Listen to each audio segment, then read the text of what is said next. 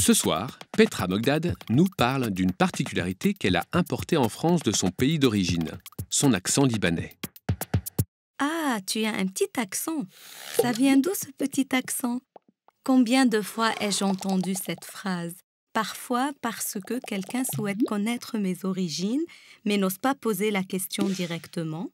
Parfois, la question vient de personnes âgées, ravies de s'assurer qu'ailleurs dans le monde, on utilise encore leur propre langue, le français. Parfois, c'est pour me draguer ou tout simplement encore pour m'aborder autrement. Et oui, j'ai un petit accent. Petit, je ne sais pas. Bref, j'ai un accent. Vous l'entendez bien, non? Je vous laisse juger s'il est petit ou énorme. J'ai apporté cet accent de mon pays avec mes bagages il y a déjà 8 ans pour me lancer dans mon aventure française. Revenons un peu en arrière. Je suis née dans un pays, le Liban, où l'on parle plusieurs langues.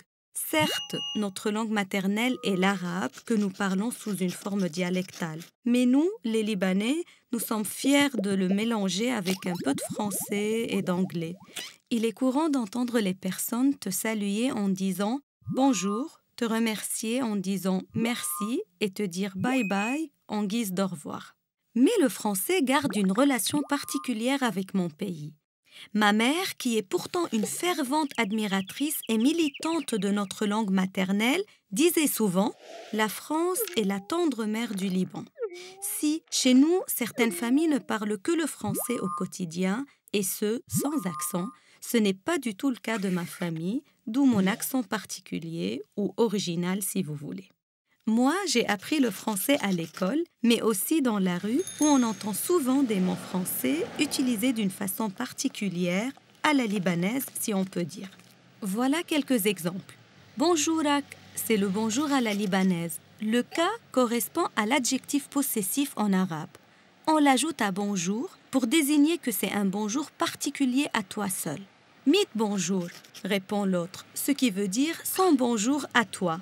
Je n'ai jamais entendu quelqu'un qui me souhaite son bonjour ici en France.